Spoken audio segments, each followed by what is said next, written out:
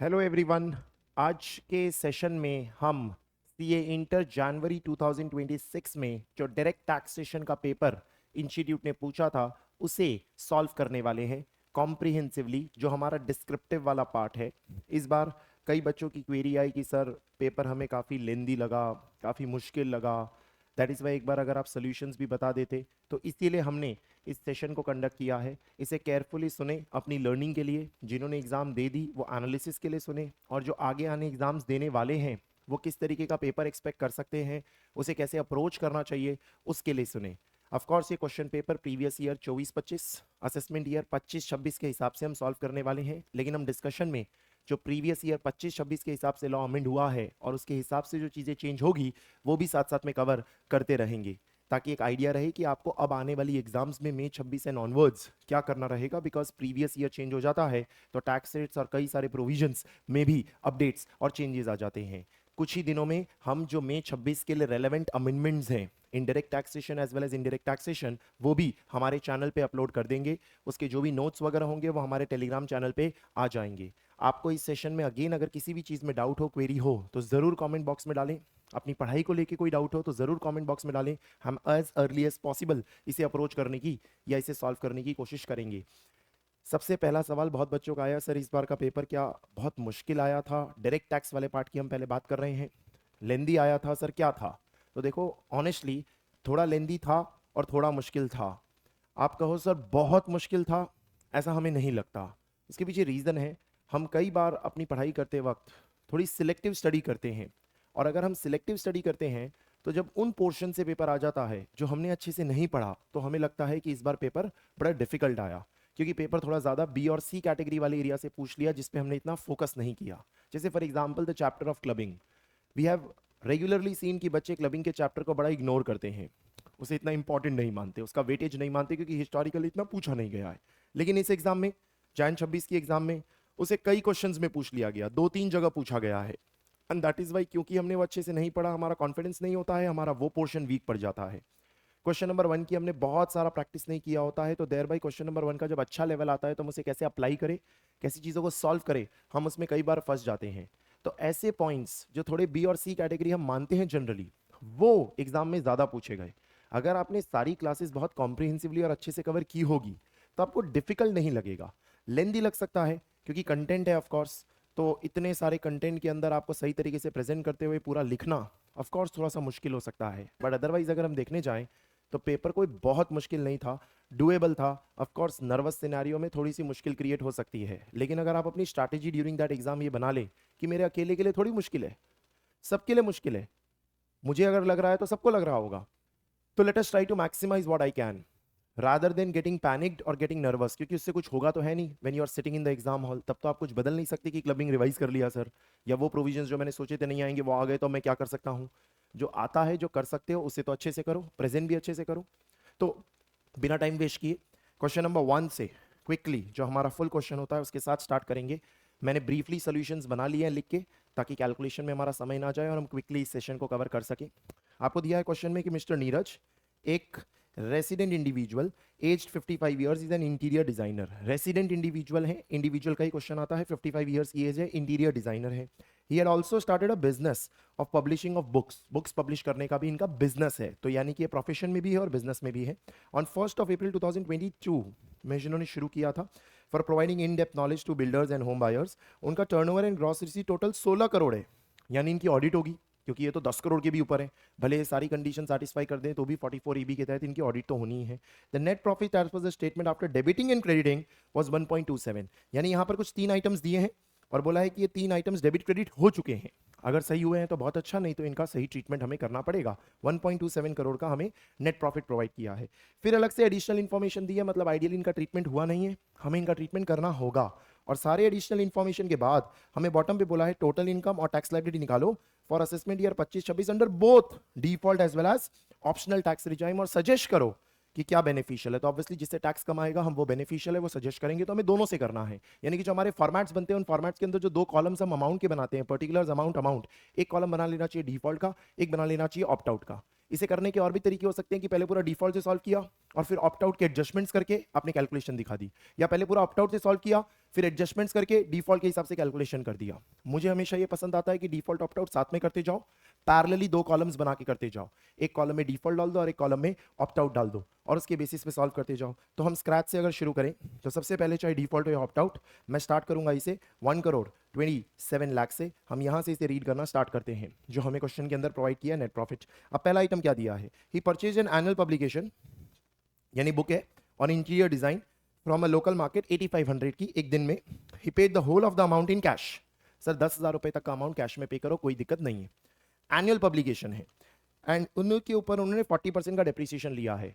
Sir books section number 32 में हम पढ़ते हैं एनुअल पब्लिकेशन हो या नहीं हो 40% का डेप्रिसिएशन ही रहता है, कोई 100% नहीं प्रोवाइड कर दिया जाता है जस्ट बिकॉज वो एनुअल पब्लिकेशन है, बिकॉज मैक्सिमम डेप्रिसिएशन की रेट 40% ही रहती है हमारी। और 8500 कैश में एक ही दिन में 1% को पे कर भी दिया तो भी कोई प्रॉब्लम नहीं है, वो ब्लॉक के अंदर जाएगा और उसके ऊपर 40% का डेप्रिसिएशन दिया जाएगा। और ऐसा लिखा है, इन्होंने ये क्लेम कर लिया है क्योंकि ये डेबिट हो चुका है, तो इसका मतलब आपको इस पॉइंट का कुछ करने की जरूरत नहीं थी, सिर्फ आपको ऐड में लिखना चाहिए था डेप्रिसिएशन और डैश डैश करके बता देना चाहिए था ब्रैकेट के अंदर रीजनिंग की ये कंप्लीटली अलाउ किया जाएगा बिकॉज आपने इसे 10,000 तक ही पे किया है इन अ कैश एंड 40% का डेप्रिसिएशन क्लेम किया which is right. Thereby आपको इसका कुछ करने की जरूरत नहीं थी, सिर्फ आपको डैश डैश कर देना चाहिए था।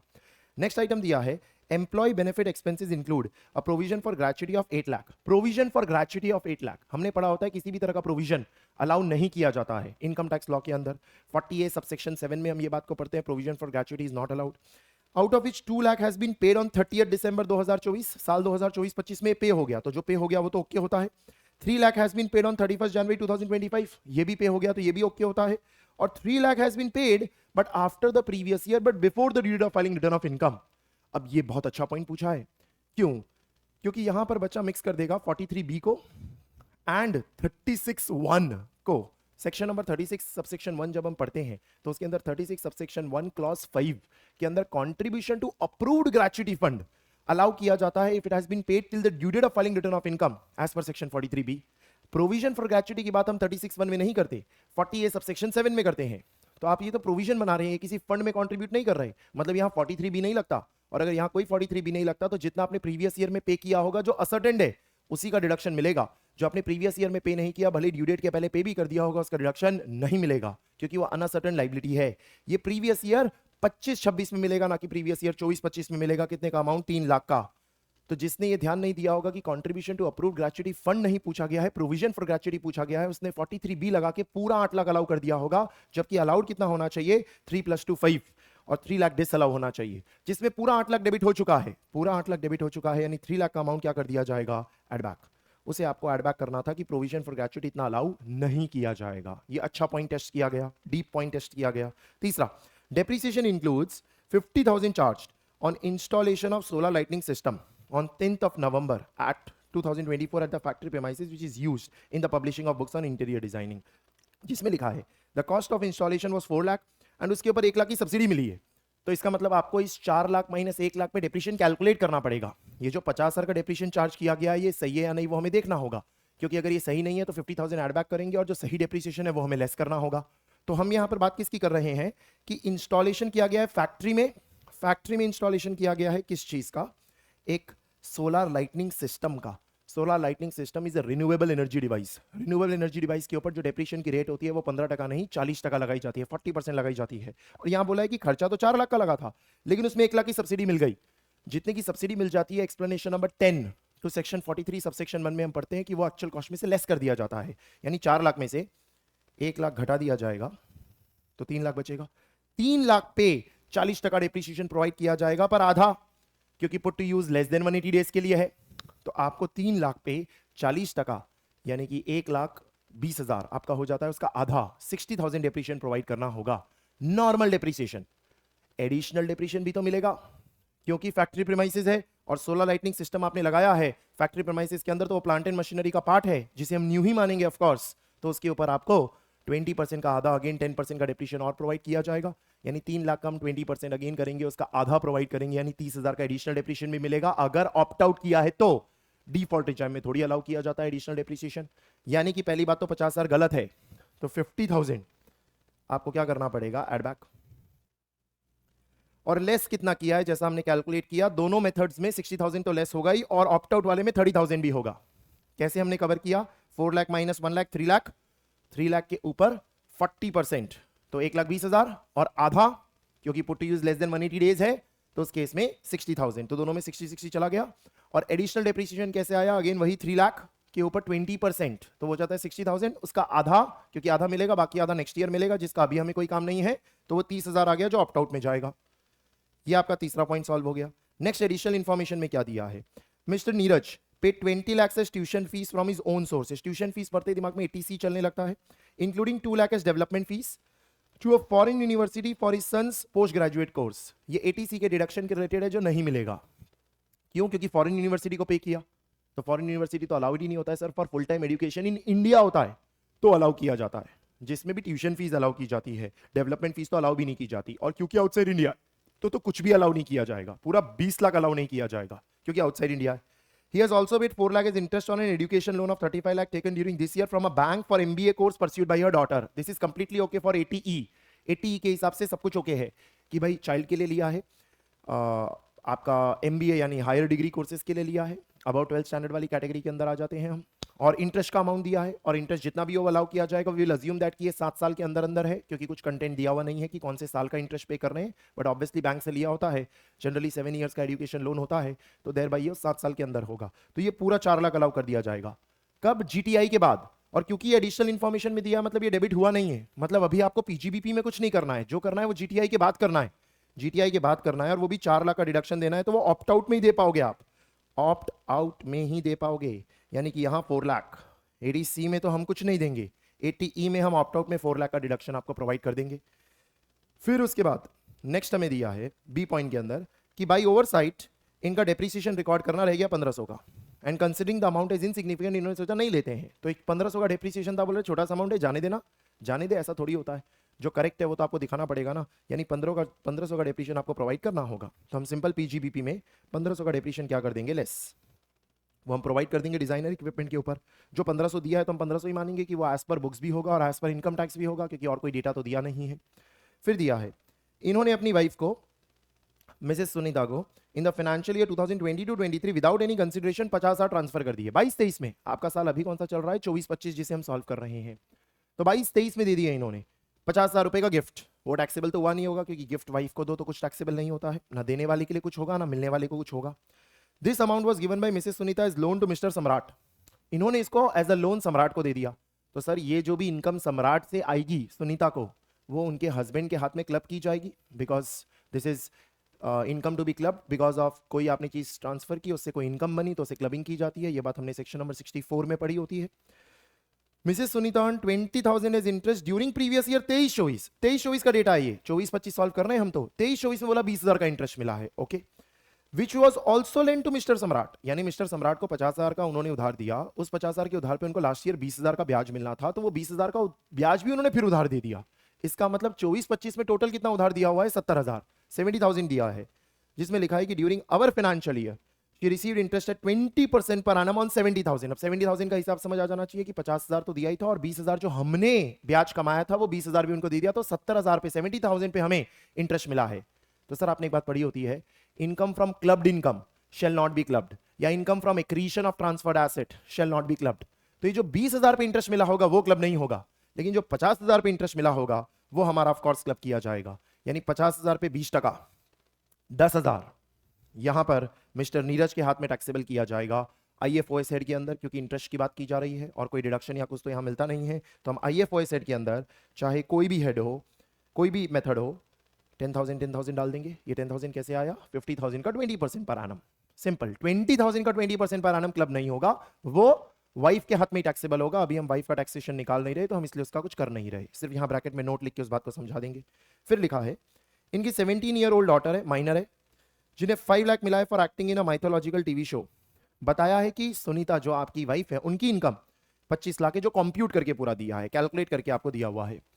तो आपके माइनर चाइल्ड की कोई इनकम आप में क्लब होती है, सेक्शन 64 में हम ये बात भी पढ़ते हैं, लेकिन अगर उनके कोई टैलेंट या स्किल की वजह से होती है तो वो क्लब नहीं होती, वो उन्हीं के हाथ में टैक्सेबल की जाती है और पेरेंट्स में से कोई साइन कर देता है। तो यहां पे अगर आप देखें तो ये उनकी स्किल की वजह से इनकम है। देयर बाय ये 5 लाख किसके हाथ में टैक्सेबल किया जाएगा? डॉटर के हाथ में टैक्सेबल किया जाएगा, हमारे हाथ में क्लब नहीं होगा। तो जो वाइफ की इनकम दी है वो यूजलेस है। अगर हमारे हाथ में क्लब होता तो फिर सवाल उठता ना कि हमारे हाथ में होगा या वाइफ के हाथ में होगा, तो जिसकी हायर होती है उसमें क्लब किया जाता है, लेकिन उसकी जरूरत ही नहीं पड़ी क्योंकि ये क्लब ही नहीं होगा। इसका मतलब हम खाली IFOS में बोल देंगे कि हमारे हाथ में कुछ भी नहीं आने वाला है क्योंकि ये उनकी स्किल और टैलेंट से है, तो देयर बाय कहीं कुछ कवर नहीं किया जाएगा। Next, he sold a large printing machine, the only asset in the block, एक ही एसेट था, एक मशीन का ब्लॉक है, which was originally acquired for 3 lakh on 2 अक्टूबर 2022। 2 अक्टूबर 2022 को गांधी जयंती के दिन आपने 3 लाख की एक मशीनरी एक्वायर की है, जिसको 15% की रेट पे डिप्रिशिएट करते हैं पर एनम। ठीक है, मशीन के ऊपर कुछ नहीं दिया तो मशीन पे जनरल रेट वही होती है। मशीन को आपने प्रीवियस ईयर 24-25 में बेच दिया। ये कैपिटल गेन का एरिया है जिसके अंदर आपको ब्लॉक मेथड के थ्रू डेप्रिसिएशन प्रोवाइड करना होगा सालों साल, और फिर आज की वैल्यू के हिसाब से कितने में सेल किया, और तो डिफरेंस आएगा वो या तो शॉर्ट टर्म कैपिटल गेन होगा या शॉर्ट टर्म कैपिटल लॉस होगा। तो यहां पर आपने सबसे पहले क्या करना है, 3 लाख की वैल्यू लेके 22-23 का डेप्रिसिएशन देना है। जो 22-23 का हम डेप्रिसिएशन प्रोवाइड करेंगे वो 15% की रेट पे देंगे नॉर्मल डेप्रिसिएशन, 20% की रेट पे देंगे एडिशनल डेप्रिसिएशन क्योंकि मशीनरी फैक्ट्री प्रेमाइसेस के अंदर यूज हो रही है, और क्योंकि 2 अक्टूबर की डेट है 180 डेज से ज्यादा है, क्योंकि जो कट ऑफ डेट है वो आपका 4 अक्टूबर जैसा आएगा, तो देयर बाई वो 180 डेज से ज्यादा है, तो 20% का एडिशनल डेप्रिसिएशन भी देंगे 22-23 में। फिर 23-24 में वापस नॉर्मल डेप्रिसिएशन देंगे 15% का रिड्यूसिंग बैलेंस मेथड पे WDV बेसिस पे, और फिर जो वैल्यू आएगी वो आपकी ओपनिंग WDV होगी 1/4/24 की, जिसमें से फिर आप ये जो 2 लाख में आपने सेल किया उसका डिफरेंस निकालोगे तो कुछ शॉर्ट टर्म कैपिटल गेन निकल के आ जाएगा। हमने ब्रीफली इसे कैलकुलेट करके लिखा है कि क्या किया जाएगा। तो ये आपकी 2 लाख की सेल प्राइस है, दोनों मेथड में सेम होगा। अब आपको आज की वैल्यू पे पहुंचना है, मतलब ओपनिंग WDV एज ऑन 1/4/2024 पे पहुंचना है। तो आपने स्टार्ट किया 3 लाख पे, 22-23 में 15% और 20% प्रोवाइड किया होगा 3 लाख पे, और फिर जो वैल्यू आई उसमें फिर 15% प्रोवाइड किया होगा 23-24 में। इस तरीके से वैल्यू पहुंची 165,750, तो जो बच के आया 34,250 वो आपका बन जाएगा short term capital gain. Short term capital gain ही होता है डेप्रिशिएबल एसेट के अंदर, हमेशा पीरियड ऑफ होल्डिंग मैटर नहीं करती है। सेक्शन नंबर 50 के अंदर हमने ये बात पढ़ी होती है। तो ये 34,250 आपका capital gain, short term capital gain बन जाएगा। फिर क्या दिया है हमें, during the previous year he recruited 5 new regular employees on 1 जून 2024 जिनकी मंथली सैलरी 20,000 पर मंथ है, और 10 न्यू रेगुलर एम्प्लॉइज, कैजुअल नहीं है, सब रेगुलर है, जिनका कंट्रीब्यूशन जाता होगा प्रोविडेंट फंड में, join on 1 July 2024 each receiving a monthly salary of 26,000 per month. आपको ध्यान होगा 80JJAA, 80JJAA के अंदर आपको लिमिट होती है कि 25,000 तक की जिनकी सैलरी होती है उन्हीं का डिडक्शन मिलता है, एडिशनल डिडक्शन मिलता है। जिनकी 25,000 से ज्यादा होती है उनका एडिशनल डिडक्शन नहीं मिलता, और वो एक बिजनेस होना चाहिए जो 44AB में कवर हो रहा होना चाहिए। जो बात हमने ऊपर पढ़ी थी कि यहां पर इनका टर्नओवर क्योंकि 16 करोड़ है तो 44AB में ये कवर हो रहे हैं, इनकी ऑडिट होगी तो देयर बाय 80JJAA का डिडक्शन मिलेगा। लेकिन ये 26,000 वालों का नहीं मिलेगा क्योंकि वो 25,000 से ऊपर वाले हो गए, वो आपके व्हाइट कॉलर जॉब्स हो गए। ब्लू कॉलर जॉब्स जिसे हम कहते हैं, यानी कि जो आपके फैक्ट्री प्रेमाइसेस में काम करने वाले वर्कर लेवल के लोग होते हैं, उनके लिए हमने ये डिडक्शन प्रोवाइड किया हुआ है ताकि वहां एम्प्लॉयमेंट जनरेट हो। तो all the salaries were paid by account pay cheque, great, and they participated in recognised provident fund, great. ये सेटिस्फाई होना चाहिए तभी डिडक्शन मिलता है, नहीं तो मिलता नहीं है। तो आपने यहां पर क्या किया होगा, दोनों रिजाइम में, ऑप्ट आउट में भी और डिफॉल्ट में भी, क्योंकि 80JJAA दोनों में मिलता है। 20,000 इंटू 10 क्योंकि 1 जून से है, तो 1 जून से तो 10 महीने करने हैं ना कि 12 महीने, इंटू 5, 5 एम्प्लॉइज है जिनका मिलेगा इंटू 30%। ये आपने किया होना चाहिए, मैंने कैलकुलेट करके लिखा हुआ है, एक बार फिर कैलकुलेट कर ले। तो अगर 20,000 इंटू 10 इंटू 5 इंटू 30%, तो 3 लाख का अमाउंट निकल के आता है। तो 3 लाख आपको दोनों में अलाउ कर दिया जाएगा डिडक्शन में, GTI के बाद। और एडिशनल इन्फॉर्मेशन है तो पहले से डेबिटेड वगैरह तो कुछ है नहीं, वैसे भी तो ये तो नोशनल डिडक्शन है, तो आपको एक्स्ट्रा से प्रोवाइड कर दिया जाएगा। फिर लिखा है royalty of 4.9 lakh was paid to Joy, non resident, on 30 June 2023। Previous year 23-24 का है, पिछले साल का है। For use of his brand name without deduction of tax at source, the tax was subsequently deducted and paid in the financial year 2024-25। 23-24 में आपने non resident को एक पेमेंट किया और उसमें TDS नहीं काटा, और उसे अब जाके 24-25 में आपने काटा और पे किया। तो सर अगर आपने प्रीवियस ईयर में काटा नहीं होगा तो प्रीवियस ईयर 23-24 में पूरा अमाउंट डिसअलाउ हो गया होगा as per section 40 clause A sub clause 1 PGBP में हम पढ़ते हैं कि अगर आप TDS नहीं काटेंगे नॉन रेसिडेंट को पेमेंट करते वक्त तो 100% डिसअलाउंस कर दिया जाएगा। और फिर जिस प्रीवियस ईयर में आप डिडक्ट करके पे करेंगे, क्योंकि आपने डिडक्ट ही नहीं किया पिछले प्रीवियस ईयर में, तो पिछले प्रीवियस ईयर में तो खर्चा मिलने का सवाल ही नहीं उठता। अब आपने नेक्स्ट प्रीवियस ईयर में जाके डिडक्ट किया और फिर पे किया, तो जिस प्रीवियस ईयर में पे किया उस प्रीवियस ईयर में डिडक्शन मिल जाएगा। तो देयर बाय ये जो साल 2024-25 है हमारा, उसमें 4.9 लाख का हमें डिडक्शन प्रोवाइड करना होगा। तो PGBP हेड के अंदर हमें रिड्यूस करना होगा 4,90,000। रॉयल्टी का जो भी अमाउंट होगा ब्रैकेट में हम उसकी रीजनिंग लिख देंगे। ये कंप्लीट करते ही जितने भी पॉइंट्स दिए थे वो सारे कंप्लीट हो जाते हैं। अब हम इसे क्लोज कर देंगे।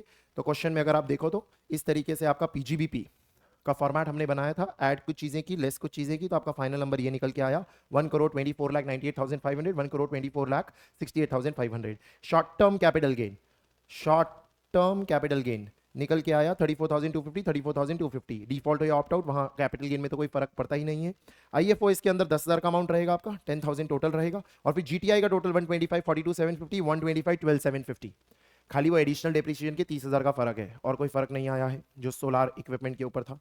डिडक्शन यहां पर 3 लाख का मिल गया और यहां 7 लाख का मिल गया। उसे लेस करने के बाद टोटल इनकम आपकी कैलकुलेट होकर आ गई। अब आपने टैक्स, सरचार्ज और सेस लगा के टोटल अमाउंट निकाली होगी और फिर उसे राउंड ऑफ कर दिया होगा, तो ये फाइनल नंबर निकला होगा। ये हमने कैलकुलेट किया है एज पर प्रीवियस ईयर 24-25, यानी डिफॉल्ट रिजाइम में जो स्लैब था 3 लाख, 7 लाख, 10 लाख, 12 लाख, 15 लाख, उसके हिसाब से सॉल्व किया है। जबकि अब जो प्रीवियस ईयर 25-26 आ गया है उसमें स्लैब चेंज हो गए हैं। अब स्लैब 4 लाख, 8 लाख, 12 लाख, 16 लाख, 20 लाख, 24 लाख, 5%, 10%, 15%, 20% और 24 लाख के ऊपर गया तो 30%, उसके हिसाब से सॉल्व किया जाता है। ऑप्ट आउट में पहले जो स्लैब था वही अभी भी स्लैब है। नीरज रेसिडेंट इंडिविजुअल है, 55 ईयर्स की एज है, तो 2.5 लाख तक कोई टैक्स नहीं होगा। 2.5 से 5 पे 5% होगा, 5 से 10 पे 20% होगा, और 10 के ऊपर जितना गया उसके ऊपर 30% लगाया जाएगा। सरचार्ज दोनों में आ जाएगा, क्योंकि सरचार्ज टोटल इनकम 1 करोड़ के भी ऊपर चली गई तो सरचार्ज दोनों ही केसेस में किस रेट पे लगाया जाएगा, 15% की रेट पे लगाया जाएगा। तो 15% फ्लैट सरचार्ज हो जाएगा, मार्जिन लीफ आएगा नहीं, क्योंकि आप 1 करोड़ के काफी ऊपर है, तो मार्जिन लीफ कैलकुलेट करने का कोई मतलब नहीं है। 4% सेस तो हमेशा लगाया ही जाता है, और फिर राउंड ऑफ करके आपका final number two the nearest multiple of ₹10 निकल के आता है। डिफॉल्ट में 40,21,940 एंड ऑप्ट आउट में 40,14,170। तो हम क्या नीरज को सजेस्ट करेंगे क्लोज करते हुए आंसर को, बेनिफिशियल होगा कि आप क्या कर लें, ऑप्ट आउट आप कर लें। That was your full question, जो हमारा 14 मार्क्स का क्वेश्चन होता है, सॉरी 15 मार्क का क्वेश्चन होता है, वो हमने डिस्कस किया, यहाँ पे कंप्लीट किया। अब मैं मानता हूं इस क्वेश्चन के कुछ पॉइंट बहुत अच्छे हैं, कुछ पॉइंट बहुत अच्छे अच्छे माइन्यूट पॉइंट पूछे गए हैं, लेकिन मैं ये नहीं कहूंगा कि पूरा क्वेश्चन ही बहुत मुश्किल था। आप इस क्वेश्चन में 15 में से 15 नहीं भी ला सकते, बड़ा मुश्किल होगा अगेन, क्योंकि पहली बार आप इतना बड़ा क्वेश्चन सॉल्व कर रहे होते हैं एग्जाम एनवायरनमेंट में, इंटर के सिचुएशन में, क्योंकि फाइनल तक थोड़ा एक्सपीरियंस भी हो चुका होता है ऐसे क्वेश्चंस का। तो भी आप इसमें 7, 8 या 9 मार्क तो आराम से ला सकते थे, क्योंकि स्टेप वाइज मार्किंग मिलती है। आप कुछ पॉइंट्स तो सही से एग्जीक्यूट करेंगे। डिडक्शंस बड़ा इजी था, इजीली एक्जीक्यूट हो सकता था। क्लबिंग पढ़ के आए होंगे तो क्लबिंग कुछ मुश्किल नहीं था, स्टैंडर्ड चीजें जो पढ़ाई जाती है वही पूछी गई है आपकी। हाँ, डेप्रिसिएशन वगैरह थोड़ा सा उलझने वाला है, क्योंकि आप रिन्यूएबल एनर्जी डिवाइस पे 40% होता है, ये बात मिस कर सकते हैं। एडिशनल डेप्रिसिएशन में कंफ्यूज हो सकते हैं। ये सब कुछ पॉइंट्स है जो अच्छे पूछे गए। एक्सप्लेनेशन अगर आपने नहीं पढ़े होंगे तो सब्सिडी वाला अमाउंट एक्चुअल कॉस्ट में से लेस करता है, वहां गड़बड़ हो सकती है। रॉयल्टी वाला पॉइंट इजी था, हम नॉन रेसिडेंट को पेमेंट करते वक्त टीडीएस नहीं काटेंगे, तो ये पॉइंट तो बहुत अच्छे से पढ़ा हुआ होता है। तो कुछ चीजें स्कोरिंग थी, यानी आप यहां पर 8-9 मार्क तो आराम से ला सकते थे इस क्वेश्चन के अंदर, इन माय ओपिनियन। तो this was your question number 1। Next आ जाते हैं क्वेश्चन नंबर 2 पे। क्वेश्चन नंबर 2 में हमें क्या प्रोवाइड किया हुआ है कि पॉल एक इंडियन सिटीजन है, करता है ऑफ वीपीएचयूएफ, आउट ऑफ इंडिया रहते हैं during the various previous year. In 3 previous year में इतने समय आउटसाइड इंडिया है। ठीक से पढ़ो क्वेश्चन, जो ठीक से नहीं पढ़ेगा वो यहां गड़बड़ कर देगा। जो ठीक से नहीं पढ़ेगा उसको ये लगेगा कि इन प्रीवियस ईयर में इतने दिन वो भारत में थे, जबकि एक्चुअली में ऐसा दिया है इन प्रीवियस ईयर में इतने दिन वो भारत में नहीं थे, आउटसाइड इंडिया दिया है। और बाकी उसके अलावा वो कभी इंडिया के बाहर नहीं गए हैं, पिछले 15 सालों से कभी नहीं गए हैं, 15 सालों से वो इंडिया के बाहर नहीं गए, बाकी टाइम पूरे टाइम इंडिया में ही है वो। वीपीएचयूएफ के पास 2 एग्रीकल्चरल लैंड है, एक मैसूर में और एक सहारनपुर में। जो मैसूर वाली जमीन है वो कॉफी कल्टीवेशन में यूज हो रही है, कॉफी कल्टीवेशन में, और जो सहारनपुर वाली जमीन है उससे शुगर केन उगाते हैं, और बाद में हमारी फैक्ट्री है, जो पॉल की फैक्ट्री है, वहां पर जाके शुगर उससे बनाया जाता है।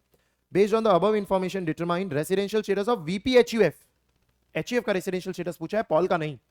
तो एचयूएफ का रेसिडेंशियल स्टेटस सेक्शन 6 सबसेक्शन 2 में निकलता है, जिसमें लिखा होता है अगर कंट्रोल जरा सा भी इंडिया में सिचुएटेड है उस एचयूएफ का, यानी उसके brains, not hands and legs, central control जरा सा भी इंडिया में है, पार्टली भी इंडिया में है, तो उस केस में वो एचयूएफ को रेसिडेंट माना जाता है। अब यहां इस क्वेश्चन के अंदर कहीं क्लियर नहीं किया है कि एचयूएफ का कंट्रोल कहां है, लेकिन क्योंकि एचयूएफ को करता चलाता है, और करता आप देख सकते हो कि 2024-25 में सिर्फ 90 दिन इंडिया के बाहर था, मतलब बाकी 365 डेज में से 90 डेज अगर हम हटा दें तो बाकी जो दिन बन गए आपके 275 डेज वो भारत में था, और जनरली करता ही एचयूएफ चलाता है। तो हम यही मानेंगे कि एचयूएफ को कंट्रोल करता कर रहा होगा, और करता कहां से कंट्रोल कर रहा था, कुछ दिनों के लिए 275 डेज के लिए फ्रॉम इंडिया, तो देयर बाय जो वीपीएचयूएफ है वो क्या है, रेसिडेंट। ये आपको एक्सप्लेन करना पड़ेगा। अब अगर वीपीएचयूएफ रेसिडेंट है तो रेसिडेंशियल एड्रेस निकालने में उसके बाद आपको चेक करना पड़ेगा वो आर एंड ओआर है या आर एंड एनओआर है। आर एंड ओआर या आर एंड एनओआर डिटरमाइन करने के लिए आपको 6 चेक करना पड़ता है करता का, कि करता की 2 कंडीशन सैटिस्फाई हो रही है या नहीं। पहली कंडीशन होती है कि इस साल को छोड़ के पिछले 10 सालों में वो 2 साल रेसिडेंट होना चाहिए। अब वो निकालने की जरूरत थोड़ी है, दिख रहा है सर 15 साल से वो भारत में ही है, कुछ ही दिन तो भारत के बाहर है, तो पिछले 10 सालों में क्या 2 साल रेसिडेंट होगा? यस, खाली इतना बात लिखें और आगे बढ़ें। कैलकुलेट ना करें क्योंकि क्वेश्चन 6 मार्क का है सर, बहुत कुछ करना है क्वेश्चन में, लेंदी हो जाएगा फिर तो। एंड इस साल को छोड़ के पिछले 7 सालों में 730 दिन होने चाहिए, जो आप निकालने जाओगे ना तो आराम से 730 होंगे सर। 2024-25 को छोड़ के देखने जाओगे तो 23-24 में पूरे दिन आ गए 366, 22-23 में पूरे दिन आ गए, 21-22 में पूरे दिन आ गए, वहीं हो जाएगा आपके 730। पिछले 7 साल के कैलकुलेट करने जाओगे तो 730 होना ही है। इसका मतलब यहां ये आर एंड ओआर निकल के आएगा, रेसिडेंशियल स्टेटस ऑफ वीपीएचयूएफ।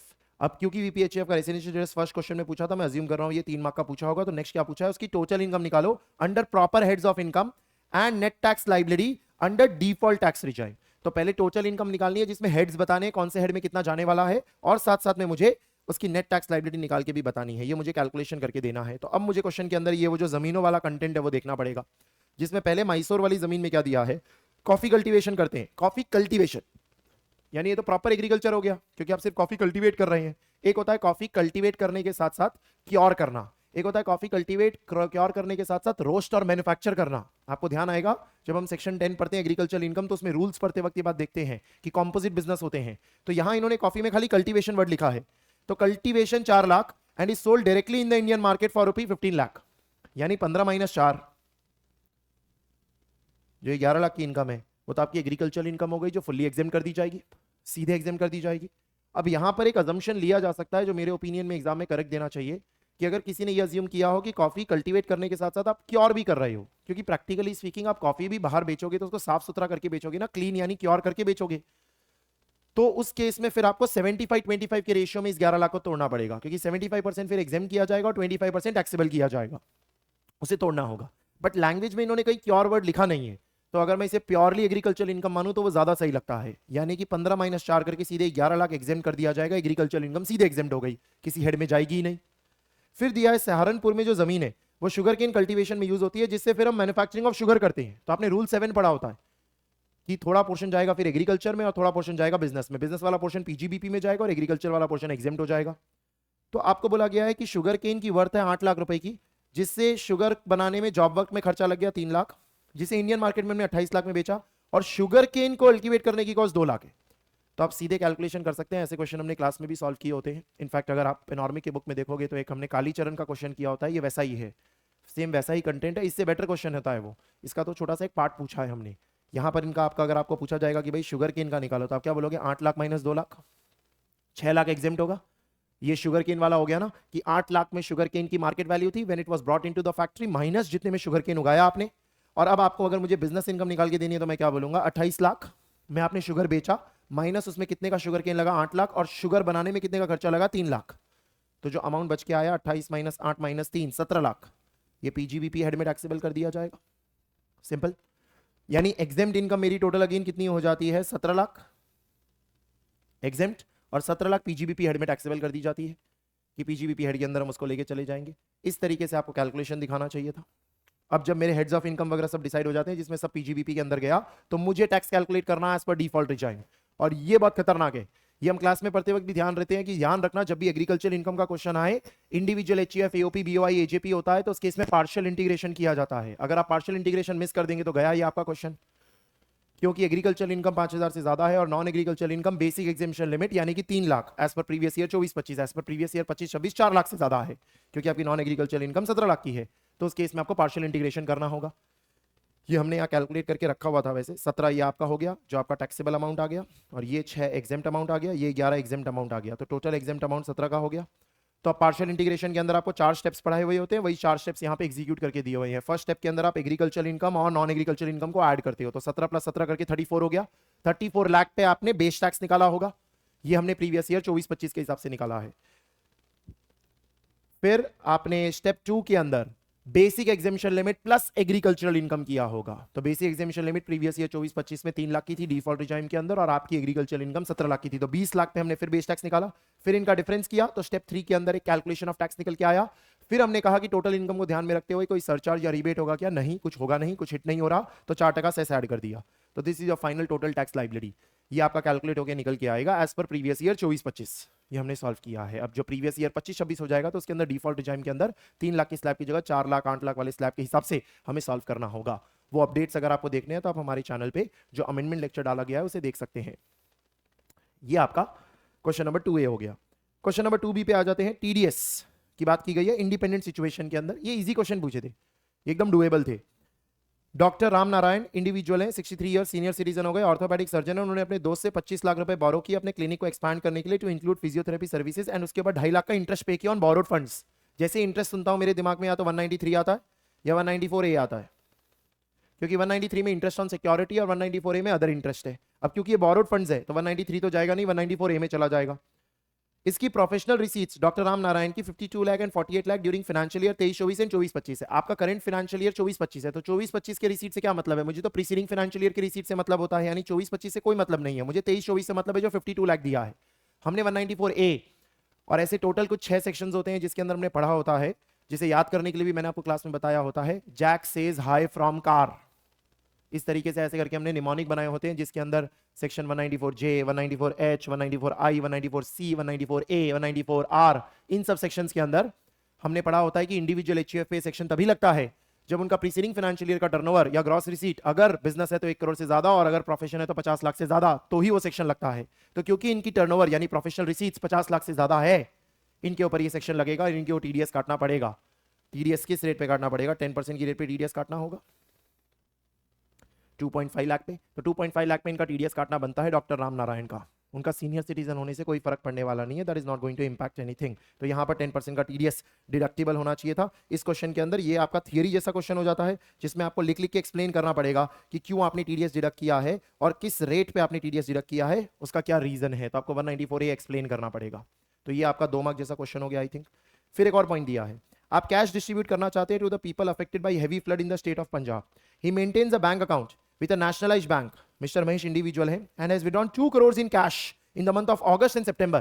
2 करोड़ रुपए आपने कैश विड्रॉल किया। कैश विड्रॉल करते ही दिमाग में 194N आ जाना चाहिए।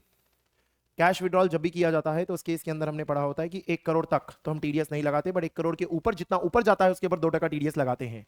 लेकिन अगर आप डिफॉल्टर हैं, यानी पिछले 3 सालों के रिटर्न अगर आपने नहीं भरे हैं समय पे, तो ऐसी सिचुएशन के अंदर हम 20 लाख तक नहीं लगाते, 20 लाख के ऊपर 1 करोड़ तक 2% लगाते हैं, और 1 करोड़ के ऊपर 5% लगाते हैं। कोऑपरेटिव सोसाइटी के केस में हमने पढ़ा होता है 1 करोड़ नहीं 3 करोड़ की लिमिट होती है। ये बातें हमें पता है। तो मिस्टर महेश ने 2 करोड़ विड्रॉ कर लिए इन महीनों में during the last 4 previous year. पिछले 4 सालों का डेटा दिया है। बोले महेश ने अपनी रिटर्न ऑफ इनकम पिछले साल की तो सही से भरी है, 23-24 की तो सही से भरी है, लेकिन उनके जो पिछले 3 साल थे जिसमें उनकी इनकम बेसिक एग्जेम्पशन लिमिट से कम थी, तो देयर बाय उन्होंने रिटर्न ही नहीं भरा, क्योंकि बेसिक एग्जेम्पशन लिमिट से कम थी तो देयर बाय उन्होंने रिटर्न ही नहीं भरा है। ये और पिछले 3 सालों की बात की जा रही है। हमने ये पढ़ा होता है कि पिछले साल का रिटर्न अगर आपने समय पे भर दिया है, पिछले साल का रिटर्न अगर आपने समय पे भर दिया है तो फिर उस केस के अंदर कोई दिक्कत नहीं है।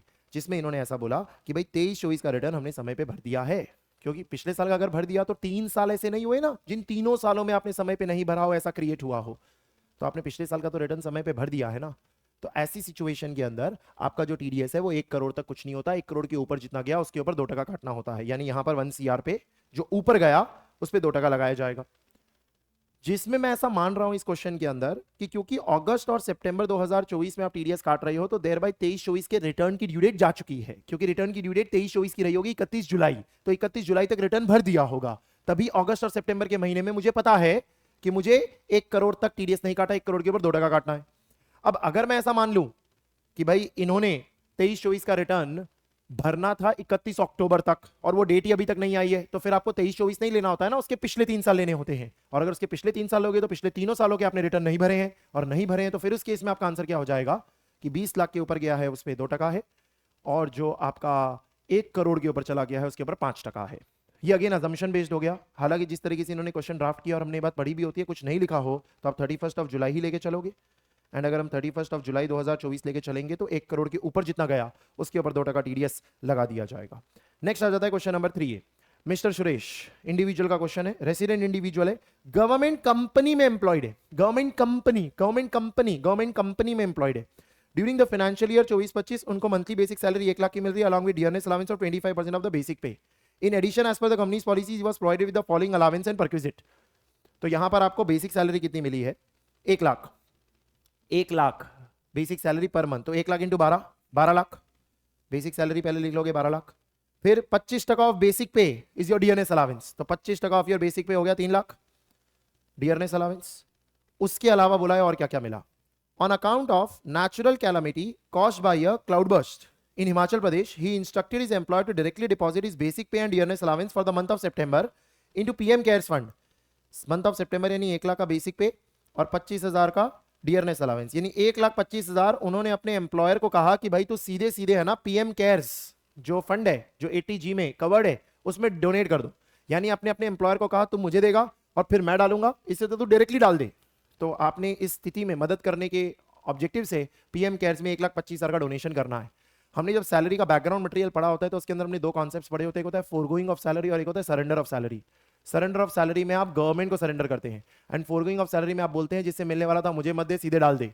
तो हमने पढ़ा होता है फोरगोइंग ऑफ सैलरी टैक्सेबल होता है, सरेंडर ऑफ सैलरी एग्जेम्प्ट होता है। ये सरेंडर ऑफ सैलरी नहीं है, फोरगोइंग ऑफ सैलरी है। फोरगोइंग ऑफ सैलरी तो ये टैक्सेबल है और जैसे ही हमने बेसिक सैलरी और डियरनेस अलाउंस लिया तो ये आ गया ना, फिर से ऐड थोड़ी करना है। सितंबर 2024 आ गया ना, क्योंकि हमने 12 महीने का पूरा ले लिया। तो सर इसका करना क्या है, इसका डिडक्शन मिलेगा 80G में और पीएम केयर्स में डालने पे 100% डिडक्शन मिलता है, कोई लिमिट नहीं होती है, 100% अलाउ करते हैं। ऑफ कोर्स 2000 से ऊपर है तो कैश में नहीं किया होगा, वो हम मान के चलेंगे क्योंकि एम्प्लॉयर ने डिपॉजिट डायरेक्टली बैंक अकाउंट से कर दिया होगा, दैट वी विल अज्यूम।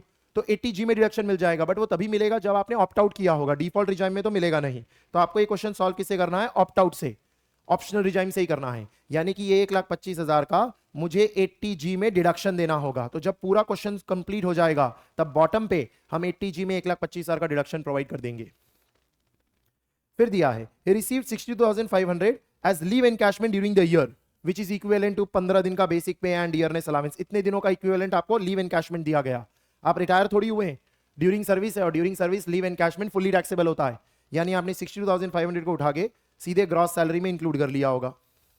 फिर क्या दिया है, he received entertainment allowance of rupee 95,000। Entertainment allowance 95,000 का मिला। पहले एंटरटेनमेंट अलाउंस को उठा के पूरा ग्रॉस सैलरी में इंक्लूड करते हैं 95,000 और उसके बाद डिडक्शन मिल सकता है ग्रॉस सैलरी के बाद 16 क्लॉज 2 में। लेकिन 16 क्लॉज 2 में एंटरटेनमेंट अलाउंस का डिडक्शन तभी मिलता है जब आप एक गवर्नमेंट एम्प्लॉय होते हैं, और गवर्नमेंट एम्प्लॉय का यहां मतलब होता है सेंट्रल गवर्नमेंट या स्टेट गवर्नमेंट का एम्प्लॉय, और सेंट्रल गवर्नमेंट का स्टेट गवर्नमेंट का एम्प्लॉय होगा तो ही डिडक्शन मिलेगा। क्वेश्चन में क्या बोला है, ये गवर्नमेंट कंपनी के एम्प्लॉय है, गवर्नमेंट कंपनी का एम्प्लॉय कवर्ड 16 क्लॉज 2 में नहीं है, और अगर नहीं है तो भले आपने ऑप्ट आउट किया आपको कोई डिडक्शन नहीं मिलेगा, डिडक्शन डैश होगा, deduction will not be allowed. फिर क्या दिया है, his employer incurred rupee 5 lakh towards medical treatment of his married daughter outside India. Married daughter, daughter family member में आते हैं जब हम मेडिकल फैसिलिटीज पढ़ते हैं, डिपेंडेंट नहीं भी हो उससे कोई फर्क नहीं पड़ता क्योंकि डॉटर कवर किए जाते हैं फैमिली मेंबर के अंदर। चिल्ड्रन की बात की जा रही है, आउटसाइड इंडिया है, 1 लाख जिसमें से ट्रैवल के लिए है, जिसमें एक पेशेंट और अटेंडेंट है as permitted under RBI guidelines. तो हमने बात पढ़ी होती है medical facility for the employ और द फैमिली मेंबर, जिसमें मैरिड डॉटर आ गए आउटसाइड इंडिया तो उसे एग्जेम्प्ट किया जाता है up to the limit given by RBI. अगर हम मेडिकल ट्रीटमेंट की बात करते हैं या वहां पे रहने की बात करते हैं वो फुली एग्जेम्प्ट होता है। तो यहां पर 4 लाख तो एग्जेम्प्ट हो गया, उसमें तो दिक्कत ही नहीं है क्योंकि वो मेडिकल ट्रीटमेंट का खर्चा है तो वो तो एग्जेम्प्ट हो जाएगा। बट ये 1 लाख का जो ट्रैवल का खर्चा है इसका क्या करें, तो सर 1 लाख का जो ट्रैवल का खर्चा है उसके लिए हमने पढ़ा होता है कि अगर उस एम्प्लॉय का ग्रॉस टोटल इनकम 2 लाख तक है तो उस केस के अंदर उसे एग्जेम्प्ट किया जाएगा, अदरवाइज इसे टैक्सेबल किया जाएगा। अब इसका ग्रॉस टोटल इनकम ऑब्वियसली जब बेसिक सैलरी 12 लाख के ऊपर चली गई तो 2 लाख तक कैसे होगा, उससे ज्यादा ही आया। इसका मतलब इस 1 लाख अमाउंट को क्या कर दिया जाएगा, टैक्सेबल, इस 1 लाख को टैक्सेबल कर दिया जाएगा। अगेन अब जो प्रीवियस ईयर 25-26 में एग्जाम देने वाले हैं उनके लिए लिमिट अपडेट हो गई है, ये 2 लाख की जगह 8 लाख कर दिया गया है। 8 लाख तक की ग्रॉस टोटल इनकम होगी तो ट्रैवल वाला खर्चा भी एग्जेम्प्ट कर दिया जाएगा, नहीं तो टैक्सेबल होगा। यानी 8 लाख होने के बावजूद ये टैक्सेबल होगा 1 लाख का, क्योंकि आपकी ग्रॉस टोटल इनकम आप लगाओगे तो वो ज्यादा ही आएगा ना, क्योंकि बेसिक सैलरी 12 लाख की है मेरी खाली नेचुरली। तो वो लिमिट अपडेट कर दी गई है अब आपकी प्रीवियस ईयर 25-26 से। फिर दिया upon his appointment as director the company provided free education to his child in a school maintain by it. School maintain की है, एजुकेशन फैसिलिटी है ये। The cost of similar education in a comparable institution is 900।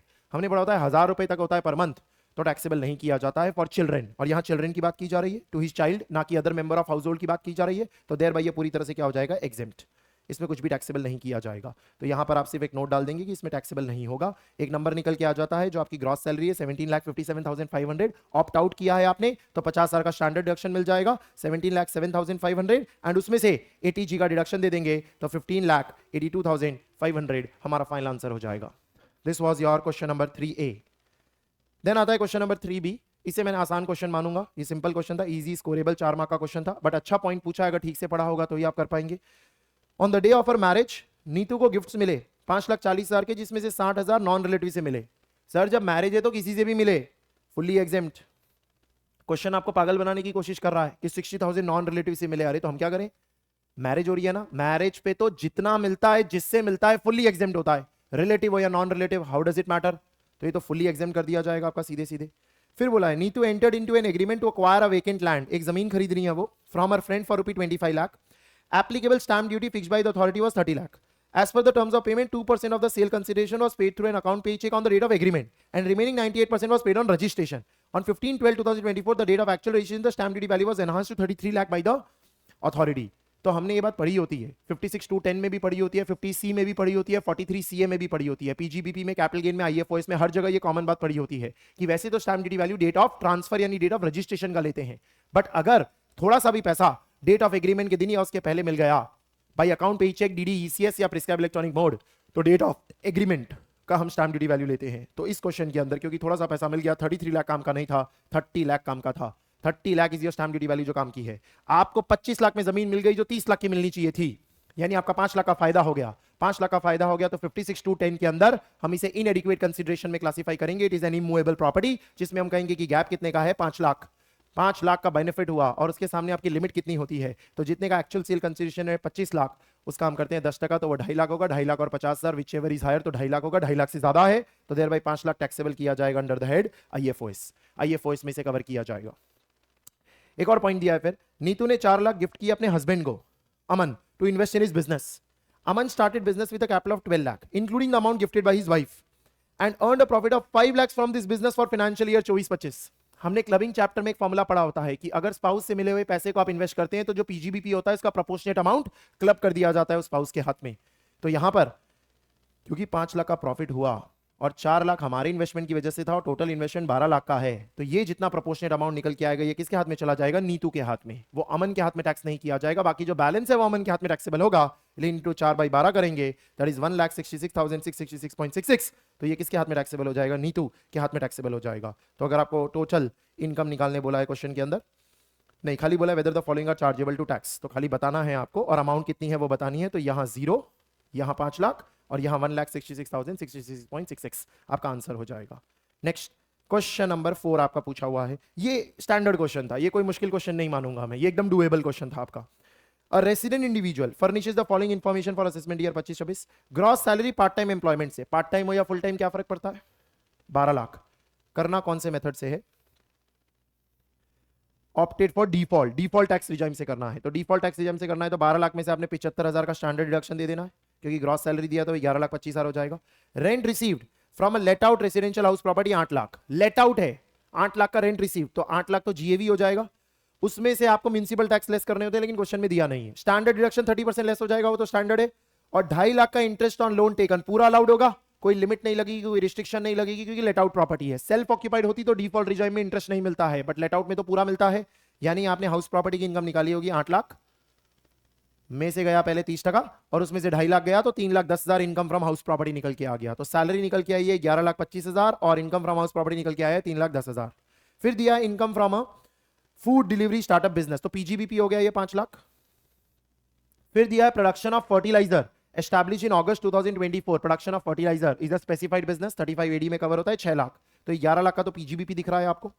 फिर दिया है 1/4/24 को कुणाल ने 10 लाख एक चैरिटेबल ट्रस्ट को दिए, जिसमें डायरेक्शन दिया कि trust will pay 2,40,000 to Mrs Sunita Kunal's wife, यानी अपने ही रिलेटिव के लिए ट्रस्ट बनाया गया है, उसको इन्होंने डोनेशन दिया है 10 लाख का, और कुणाल उस अमाउंट को जब भी चाहे तब अपनी मर्जी से वापस ले सकते हैं। सर अगर आप ऐसा करेंगे तो ये रिवोकेबल ट्रांसफर बन गया, और अगर आप रिवोकेबल ट्रांसफर करते हैं ट्रस्ट बना के जो आपने अपनी वाइफ के बेनिफिट के लिए बनाया, अपने रिलेटिव के बेनिफिट के लिए बनाया है, तो वो सारी इनकम आपके हाथ में क्लब कर दी जाएगी। इसका मतलब ये जो अमाउंट है 2,40,000 ये आईएफओएस हेड के अंदर क्लब कर दिया जाएगा कुणाल के हाथ में, यानी कुणाल के हाथ में इतना आईएफओएस में टैक्सेबल किया जाएगा 2,40,000। और पीजीबीपी के अंदर 5 लाख और 6 लाख तो हमने देखा ही, वो तो 11 लाख निकल के आ ही गया। इसके बाद क्वेश्चन में क्या दिया है, loss from self occupied house property, भूल जाओ, डिफॉल्ट रिजाइम में loss from self occupied house property नहीं मिलता है, इसे भूल जाओ, तो ये सीधे सीधे आपका टर्मिनेट हो जाएगा, दिस इज नॉट अलाउड, इसको आपको भूल जाना है। Business loss from specified business covered under section 35AD, भूल जाओ, भले कितना भी पुराना हो, क्योंकि 35AD का आपको डिडक्शन वाला बिजनेस लॉस सेट करने को नहीं मिलता है, ये लैप्स हो जाता है, कैरी भी नहीं कर सकते आप। क्यों, क्योंकि आपने डिफॉल्ट रिजाइम के लिए ऑप्ट आउट किया हुआ है। अगर आप ऑप्ट आउट कर देते, डिफॉल्ट रिजाइम में नहीं जाते, तो उस केस में हम आपको ये सेट करने देते प्रोडक्शन ऑफ फर्टिलाइजर वाले बिजनेस के सामने, बिकॉज कोई भी loss from specified business can be set of against income from specified business, तो ये आपको भूल जाना होगा, तो ये सेट ऑफ आपको नहीं मिलेगा, इसलिए कोई सेट ऑफ नहीं होगा, सीधे आप 11 लाख की अमाउंट ले लेंगे। आपका ग्रॉस टोटल इनकम 27,75,000 निकल के आ जाता है। इतने की सैलरी इनकम थी आपकी, इतने की हाउस प्रॉपर्टी इनकम, इतने की पीजीबीपी इनकम, इतने की आईएफओएस की इनकम, और जीटीआई निकल के आ गया। आपको क्वेश्चन के अंदर पूछा था कि कौन से amount of losses carry forward किए जाएंगे और कब तक किए जाएंगे, आप बोलेंगे कुछ कैरी नहीं किए जाएंगे सर, कुछ कैरी नहीं होंगे, सब लैप्स हो जाएंगे, खत्म हो जाएंगे, क्योंकि वो दोनों वो वाले लॉसेस दिए हैं जो आपके लैप्स हो जाते हैं, जो आपको अलाउ ही नहीं किए जाते हैं। तो that was your question number 4A। Then आ जाता है क्वेश्चन नंबर 4B। ये थियरी क्वेश्चन होता है आपका, ट्रू और फॉल्स पूछा है आपको। राजीव एक नॉन वर्किंग पार्टनर है इन पार्टनरशिप फर्म जिसका टर्नओवर 18 करोड़ का है। Books of accounts are required to be audited, तो फर्म की बुक्स ऑफ अकाउंट्स ऑडिट होगी for the financial year ended on 31st of March 2025. The due date of filing return is 31st of July for Mr. Rajiv for assessment year 25-26. If he is getting only interest on capital from the firm, does not have any other source of income. तो question ने पूछा है क्या ये सच है, क्या ये सही लिखा है? नहीं सर, ये गलत लिखा है, फॉल्स। हमने सेक्शन 139 में पढ़ा होता है कि अगर कोई पार्टनर एक ऐसे फर्म का पार्टनर होता है जिस फर्म की ऑडिट हो रही होती है, तो क्योंकि फर्म की डेट 31st ऑफ अक्टूबर होती है, तो उस पार्टनर की भी डेट 31st ऑफ अक्टूबर होती है, बिकॉज जब तक फर्म के नंबर्स फाइनलाइज नहीं होंगे, पार्टनर के कैसे फाइनलाइज होंगे? क्योंकि फर्म को जितना डिडक्शन मिलेगा उतना ही पार्टनर के लिए टैक्सेबल होगा, और जितना फर्म को डिडक्शन नहीं मिलेगा उतना पार्टनर के लिए एग्जेम्प्ट होगा। क्वेश्चन कंफ्यूज क्या करने की कोशिश कर रहा है, नॉन वर्किंग है, तो सर नॉन वर्किंग है तो क्या हो गया, नॉन वर्किंग पार्टनर भी इंटरेस्ट तो लगा देता है ना, इंटरेस्ट ऑन कैपिटल तो मिलता है उसको, और वो तो तभी फाइनलाइज होगा जब फाइनलाइज फर्म के नंबर होंगे। तो नॉन वर्किंग हो या वर्किंग, उससे कोई फर्क नहीं पड़ता। इनकी डेट 31st ऑफ जुलाई नहीं होगी, 31st ऑफ अक्टूबर होगी, एंड दैट इज वाई ये स्टेटमेंट फॉल्स है। 2 मार्क का हो जाएगा। Mr Kalra, a resident individual is opted out of default regime. Opted out of default regime मतलब कि 2.5 लाख का स्लैब हो गया। Is engage in business of trading of textile yarn during the previous year. अपने प्रीवियस ईयर में net profit carried on by him is 3.9 lakh. He has no other source of income. उन्होंने 1.5 lakh PPF में डाले हैं। इनका यह कहना है कि क्योंकि इनका amount basic exemption limit cross नहीं हुआ, इनको रिटर्न नहीं भरना है। सर आपने ये बात पढ़ी होती है कि जब आपको रिटर्न भरना है या नहीं, उसके लिए जब आप बेसिक एग्जेम्पशन लिमिट चेक कर रहे होते हैं, तो आप सेक्शन नंबर 80 के डिडक्शंस प्रोवाइड नहीं करते, ग्रॉस टोटल इनकम देखते हैं, ना कि टोटल इनकम देखते हैं। सेक्शन 54 के एग्जेम्पशंस प्रोवाइड नहीं करते हैं। तो देयर बाय इनको देखना 3,90,000 चाहिए, और 3,90,000 को 2.5 लाख से कंपेयर करेंगे तो वो उससे ज्यादा है। पीपीएफ में डिडक्शन लेने के बाद भले उनकी टोटल इनकम 2.5 लाख से कम हो जाएगी और उनका टैक्स 0 आएगा, स्टिल उनको रिटर्न तो भरना पड़ेगा, और रिटर्न भरना पड़ेगा। तो ये स्टेटमेंट भी इनका क्या है, फॉल्स। ये गलत बोल रहे हैं कि भाई मुझे रिटर्न भरने की जरूरत नहीं है, आपको बिल्कुल बेहद रिटर्न भरना पड़ेगा। फिर और में दिया था इन्होंने कि अगर आपको ये नहीं आ रहा तो रिटर्न ऑफ इनकम में और में क्वेश्चन पूछा है, जो थियरी क्वेश्चन है कि डिफेक्टिव रिटर्न समझाएं। तो आपका कोई इनकम है, इनकम फ्रॉम अदर सोर्सेज है, रिटर्न ऑफ इनकम आपने भरा है before the due date, but due to some incorrect information provided, assessing officer ने आपको बोला है कि ये डिफेक्टिव है, तो देयर बाय आप इसको ठीक करें। तो हमने ये बात पढ़ी होती है कि भाई 15 दिनों का टाइम मिलता है आपको, अगर एक्सटेंशन भी मांगते हैं और अगर जस्टिफाइड रीजन हुए तो एक्सटेंशन मिल जाता है, तो आप उतने समय में डिफेक्टिव को ठीक कर दें। अगर आप कर देंगे तो आपके रिटर्न को वैलिड माना जाएगा, नहीं तो आपके रिटर्न को इनवैलिडेट कर दिया जाएगा। तो ये थियरी क्वेश्चन आपको प्रॉपरली डिफेक्टिव रिटर्न 139.9 जो आपने याद किया होगा वो लिखना होगा। अगर आपको चॉइस ही थी कि आपको इसमें अटेम्प्ट करना है तो ऊपर वाला करना चाहिए था, इजीली 2-2 मार्क समझा के लिख के लिखा जा सकता है, और वो इजी भी था क्योंकि 139 तो सबने अच्छे से पढ़ाई होता है। डिफेक्टिव रिटर्न फिर भी हो सकता है कि आप थियरी ठीक से नहीं पढ़ के गए हो, तो आपको नहीं याद हो, तो आप पूरा 4 मार्क का नहीं लिख पाओगे, बट यहाँ तो इजी 2-2 मार्क मिल जाएंगे क्योंकि वो ऑब्जेक्टिव बेसिस के क्वेश्चन है, तो आपको वो अपीयर करना चाहिए था। दैट वॉज डायरेक्ट टैक्सेशन का पूरा पेपर। जो डिस्क्रिप्टिव वाला पार्ट है वो हमने डिस्कस कर लिया, जिसमें कई बच्चों को ये फील हुआ कि सर एक बार अगर आप डिस्कशन ले लेंगे तो अच्छा होगा। इंस्टीट्यूट के सजेस्टेड आंसर्स आएंगे, जब भी आएंगे तब हमें उस पर क्लैरिटी और मिलेगी कि इंस्टीट्यूट ने किन चीज़ों को किस तरीके से अज्यूम किया है, क्योंकि कहीं कहीं है कुछ ग्रे एरियाज जहाँ पे मल्टीपल ओपिनियंस पॉसिबल हैं कि ऐसा भी कर सकते हैं वैसा भी कर सकते हैं। जैसे कॉफ़ी वाले कल्टीवेशन वाले क्वेश्चन ये है अंदर है कि मल्टीपल ओपिनियन पॉसिबल है, तो 1-2 जगह हैं जो थोड़े से ड्यूबियस एरियाज हैं, बाकी तो सब डुएबल जैसे एरिया थे। होपफुली आपको समझ आ गया होगा कैसे करना है। कोई भी तरह की क्वेरी हो तो जरूर कमेंट बॉक्स में डालें। ऐसे ही अगर आप कुछ और सेशंस चाहते हैं फ्रॉम आवर टीम किसी भी और सब्जेक्ट में, तो हम जरूर कमेंट बॉक्स में हमें बताएं, हम एज अर्ली एज पॉसिबल उसे भी कवर करने की कोशिश करेंगे। अमेंडमेंट लेक्चर हम मई 26 के डाल चुके हैं, डाल रहे हैं, उसे प्लेलिस्ट में देखते हुए जरूर रेफर करें क्योंकि वो आपके लिए क्रिटिकल होगा, इंपॉर्टेंट होगा अगर आप मई 26 में एग्जामिनेशंस देने वाले हैं। तो फिर मिलेंगे ऐसे ही सेशंस के साथ। Till then take care, have a nice day.